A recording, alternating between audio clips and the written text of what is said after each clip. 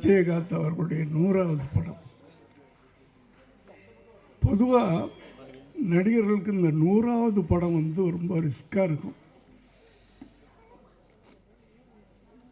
சிலருக்கு அமையாது சரியா. ஆனால் விஜயகாந்த் அவர்களுக்கு இது ஒரு மிகப்பெரிய வெற்றி படமாக அமைஞ்சது. அதாவது ஒவ்வொரு நடிகனுக்கும் ஒரு ஆரம்பம், ஒரு படிக்கட்டாக இருக்கும். இந்த படம் வந்து அடுத்த கட்டத்துக்கு அவர் தூக்கிட்டு போகும், இந்த படம் அடுத்த கட்டத்துக்கு தூக்கிட்டு போகும். அப்படி அமைஞ்சது தான். முதல்ல சட்டபுரட்டரை, அப்புறம் சாட்சி அவரை நிலைநிறுத்திச்சு.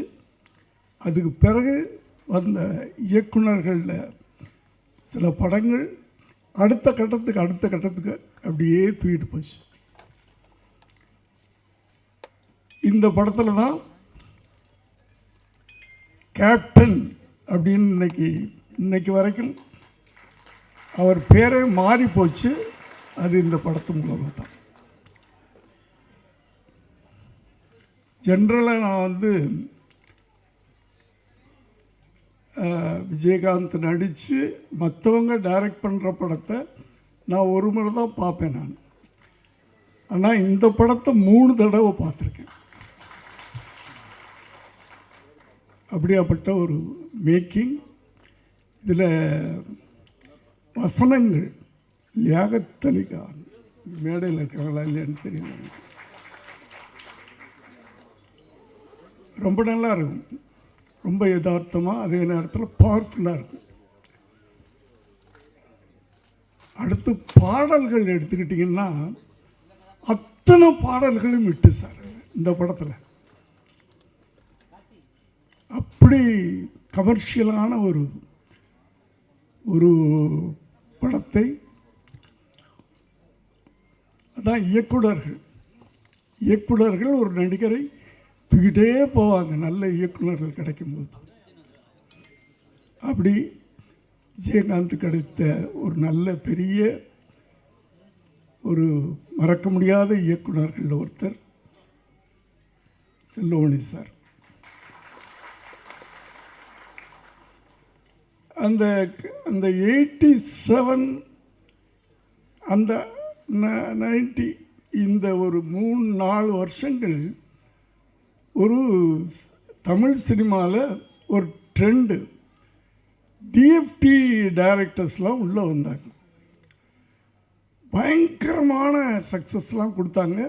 ஆனால் என்னென்னா தயாரிப்பாளர்கள்லாம் பயந்துட்டாங்க அவங்க வைக்கிற செலவுகளை எல்லாம் பார்த்துட்டு. ஆனால் டிஎஃப்டி படிச்சுட்டு தயாரிப்பாளருக்கு ஒரு நல்ல லாபத்தை கொடுத்த இயக்குனர் அப்படின்னு நம்ம சொல்லணும்னா, ஏன்னா மற்றவங்களாம் இட்டு கொடுத்தாங்க, நான் இல்லைன்னு சொல்ல. ஆனால் ப்ரொடியூசருங்கெல்லாம் எப்படி அப்படின்றது ஒரு கேள்விக்குறியாக இருந்துச்சு. அப்போது இந்த டிஎஃப்டி டைரக்டர் மேலேயே ஒரு பயம் வர ஆரம்பிச்சிருச்சு ப்ரொடியூசர்ஸ்க்கெலாம். அந்த காலகட்டத்தில் 2 இயக்குனர்களும் எனக்கு தெரிஞ்சு, உதயகுமார் சார் அவரும் டிஎஃப்டி ஸ்டூடெண்ட். ஆனால் ஒரு நாளில் இத்தனை நாளில் நான் படம் எடுத்துருவேன், என்னுடைய ப்ரொடியூசர் லாபம் சம்பாதிக்கணும் அப்படின்னு. அதே நேரத்தில் பிரம்மாண்டம், அந்த பிரம்மாண்டத்தை விட மாட்டாங்க டிஎஃப்டி ஸ்டூடெண்ட்ஸ். அடுத்தது செல்வமணி சார், அவருடைய அத்தனை படங்களும் அந்த காலகட்டத்தில் அத்தனை படங்களும் தயாரிப்பாளர்களுக்கு லாபத்தை கொடுத்த படம். அப்படியாப்பட்ட ஒரு நல்ல படம் திரும்ப ரிலீஸ் ஆகுது. நிச்சயமாக இது முதல்ல நான் எப்படி ஓடிச்சோ அதே மாதிரி திரும்ப ஓடுன்னு எனக்கு நம்பிக்கை இருக்கிறது. இந்த நேரத்தில் நான்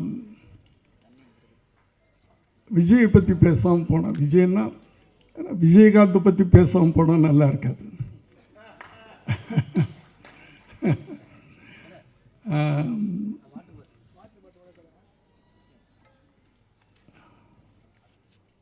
ஏன்னா விஜயகாந்த் வந்து மற்ற இயக்குநர்களை எல்லாம் பேரை சொல்லி கூப்பிடுவார், என்ன மட்டும் டைரக்டர் சார். அதாவது அது வந்து அந்த மரியாதை, நன்றி. அதாவது நன்றி நன்றி அப்படின்னா என்ன அர்த்தம் அப்படின்னா விஜயகாந்த்.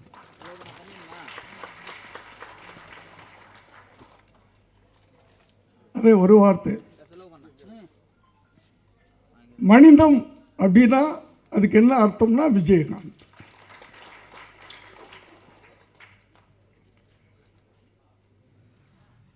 சட்டம் ஒரு இருட்டறையில் எப்படி என்கிட்ட நடந்துக்கிட்டாரோ அதே மாதிரி தான் அவங்க சொன்ன மாதிரி 18வது படம் பெரியண்ணா அதுலேயும் அப்படித்தான் நடந்துக்கிட்டார். இத்தனை வருஷம் கழித்து எவ்வளோ பெரிய வெற்றிகள்லாம் கொடுத்துட்டு பெரிய பெரிய படங்கள்லாம் பெரிய பெரிய இயக்குநர்கள்ட்ட எல்லாம் நடிச்சுட்டு திரும்ப நான் பண்ணுறேன் அந்த படம் பெரியண்ணா. அதே மாதிரி மரியாதை, சிம்பிளிசிட்டி.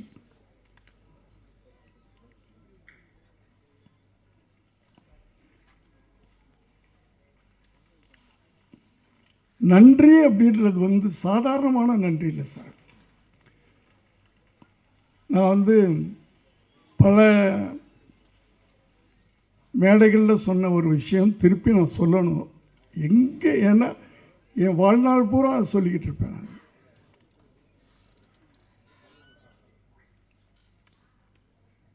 என்னுடைய மகன் உங்களுக்கெல்லாம் தெரியும், விஜய் அவருடைய முதல் படம்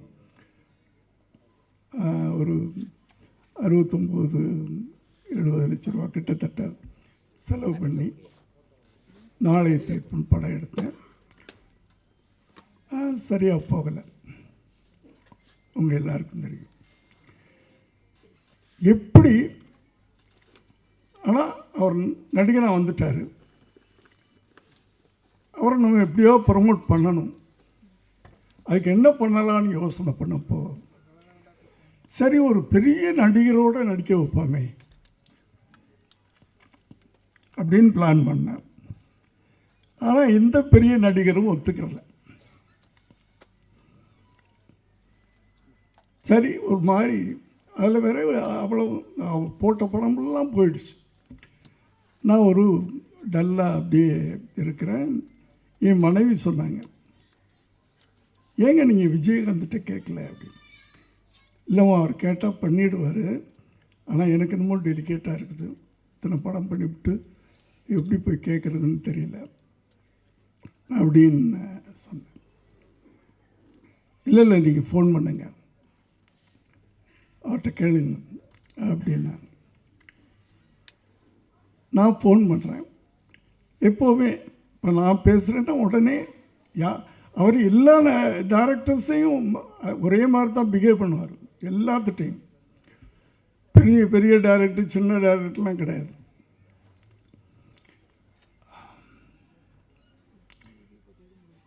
நான் ஃபோன் பண்ணி விஜய் வீட்டில் இருக்கேம்மா அப்படின்னு.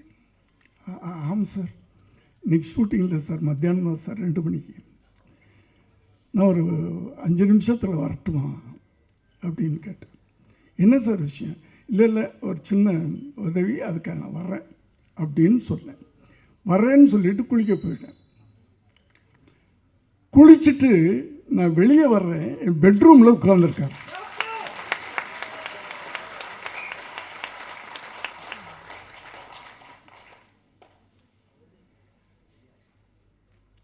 என்ன விஜய் அப்படின்னு. நீங்கள் எதுக்கு சார் வரணும்? நீங்கள் பேசும்போது ஒரு உதவின்னு கேட்ட மாதிரி எனக்கு காதல் விழுந்துச்சு. உதவி கேட்டு நீங்கள் என் வீட்டுக்கு வரக்கூடாது சார்.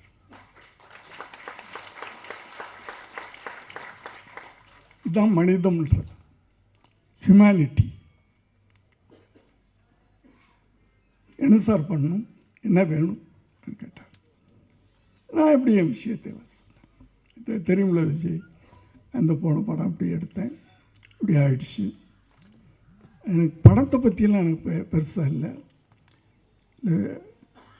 விஜய் என்னுடைய அவனை நான் எப்படியாவது கொண்டாடணும், அவரை நான் எப்படியாவது கொண்டாடணும்.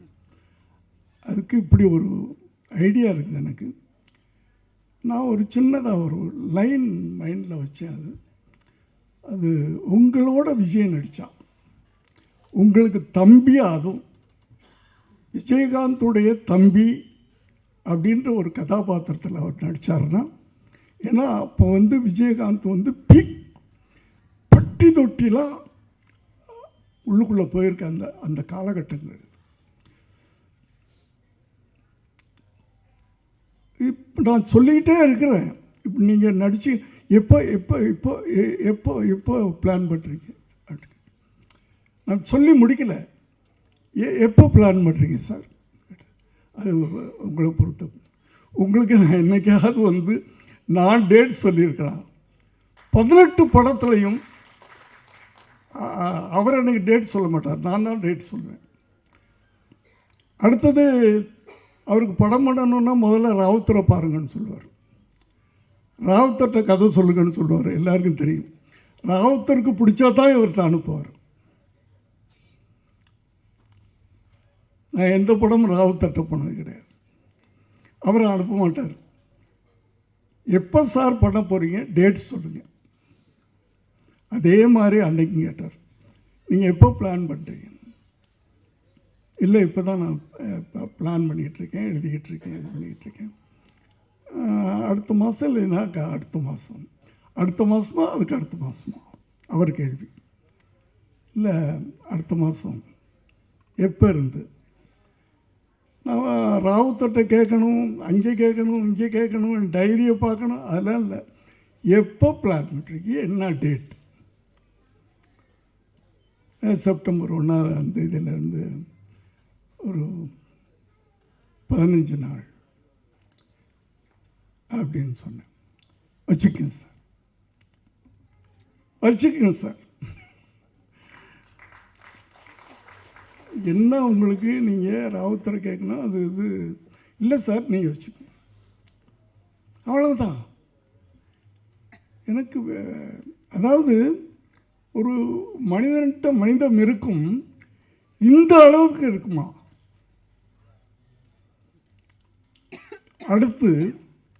அடுத்த நாளே 1 லட்ச ரூபா எடுத்துகிட்டு வீட்டுக்கு போகிறேன். காலையில் அவர் ஷூட்டிங் கிளப்புறதுக்கு முன்னாடி ஒரு கவரில் போட்டுக்கிட்டு போய் நுழைஞ்சு, விஜய் என்ன சார் இது? இல்லை ஒரு அட்வான்ஸ், இந்த படம் நான் பணம் வாங்க மாட்டேன் சார், தயவு பண்ணி. நான் உங்களுக்கு உதவின்னு கேட்டீங்க, நான் படம் பண்ணுறேன், அவ்வளோதான். நீங்கள் எதுவுமே பேசக்கூடாது, நீங்கள் போங்க, அந்த டேட்டுக்கு நான் வருவேன். பொள்ளாச்சியில் ஷூட்டிங். அப்போல்லாம் பொள்ளாச்சி இன்னொரு ஸ்டுடியோ மாதிரி இருந்த காலகட்டங்கள். 15 நாள்ன்றது இன்னும் 2 நாள் எக்ஸ்டெண்ட் ஆகுது. 17 நாள் ஷூட்டிங் முடிச்சுட்டு போயிட்டார். அதில் அந்த படத்தில் இன்னொரு பெரிய, நீங்கள்லாம் பார்த்துருக்க மாட்டீங்க இந்த ஜென்ரேஷன்லாம், செந்தூர பாண்டி. அதில் விஜயகாந்த் ஒரு பெரிய ஆக்ஷன் ஹீரோவாக உருவாயிட்டார். நான் பார்த்தீங்கன்னா ஜென்ரலாகவே எனக்கு இந்த தப்பு நடந்தால் கோபம் வரும். ரோட்டில் போய் நானே ஏன்டா இப்படி பண்ணுறீங்கன்னு சொல்லிவிட்டு அவங்களுக்கு தீர்த்து வைப்பேன், இல்லைன்னா அடி வாங்கிட்டு வர்றேன். ஏதோ ஒன்று நடக்கும். அது அரசியலில் தப்பு நடந்தாலும் கோபம் வரும், சமுதாயத்தில் தப்பு நடந்தாலும் கோபம் வரும். இந்த கோபத்தையெல்லாம் எப்படி கொட்டுறது? சினிமா மூலமாக தான் நான் கொட்டினேன். ஆனால் அதுக்கு ஒரு பவர்ஃபுல்லான ஒரு ஹீரோ வேணும், அது விஜயகாந்த் கிடைச்சார். அதனால தான் சொன்னாங்கள்ல, நான் 18 படம் பண்ணேன்னு. நான் எந்த ஹீரோட்டையும் போகலை, கால் ஷீட்டே கேட்குறது இல்லை. நான் கதையை ரெடி பண்ணுவேன், என் கோபத்தையெல்லாம் அவர் மூலமாக தான் கொட்டினேன் நான் படங்களில்.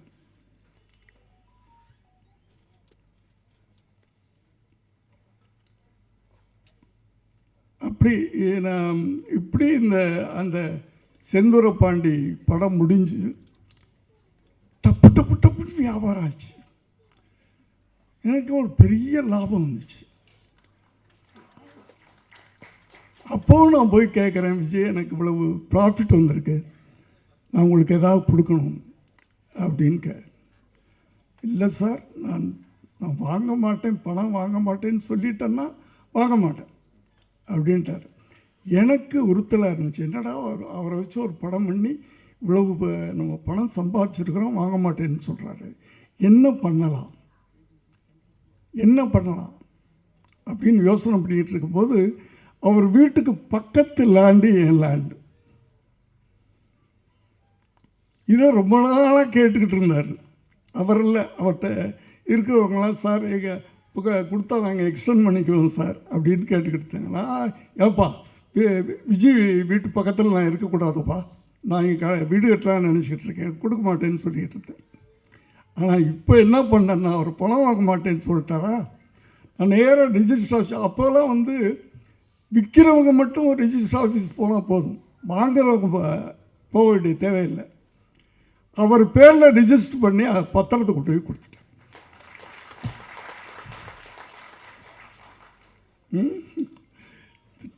நேராக வீட்டுக்கு வந்தார் பாருங்க, ஷோபாட்ட என்னுடைய மனைவிட்ட, என்னம்மா என்னை கேவலப்படுத்திட்டார் அவர். சார் நான் உதவின்னு கேட்டால் நான் உதவி பண்ணுறேன், அதுக்கு போய் நான் பணம் வாங்கக்கூடாதுன்னு தான் நினச்சேன். நானும் சொன்னேன், பணம் கொடுக்கலையே, நான் பணமாக கொடுக்கலையே, அவனுக்கு பணம் கொடுத்தா தானே. இப்படி ஒரு அது நட்புலாம் கிடையாது எனக்கு. அவர் ஃப்ரெண்ட்ஸுன்னு சொல்லிக்க முடியாது, அதையும் தாண்டின ஒரு உறவு எங்களுக்கு. அவர் இருந்த வரைக்கும் அவர் மனசில் எனக்கு ஒரு தனி இடம் இருந்துச்சு சார், ஒரு தனி இடம்.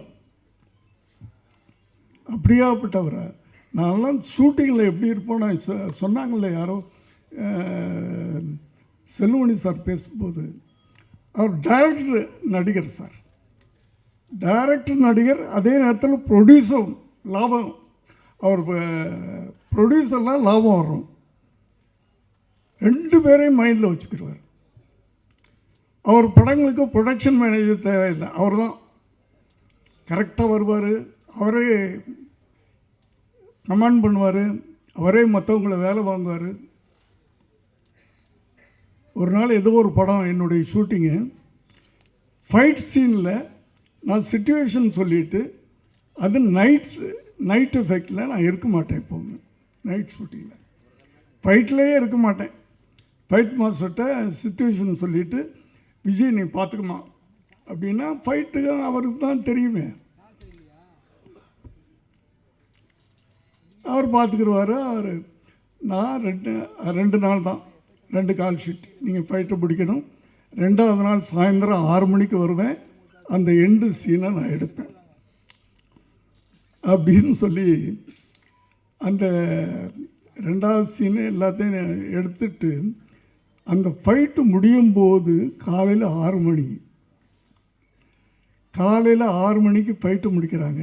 ஏன்னா 2 நாளில் முடிக்கணும்னு சொல்லிவிட்டேன். 2வது நாள் கொஞ்சம் ஜாஸ்தியாகுது, சாருக்கு தெரியாமல் நைட் ஃபுல்லாக போகலாம் அப்படின்றாங்க. ஆனால் எனக்கு ஃபோன் வந்துக்கிட்டு இருக்கு, நைட்டு எக்ஸ்டெண்ட் பண்ணுறாங்க. ஓகே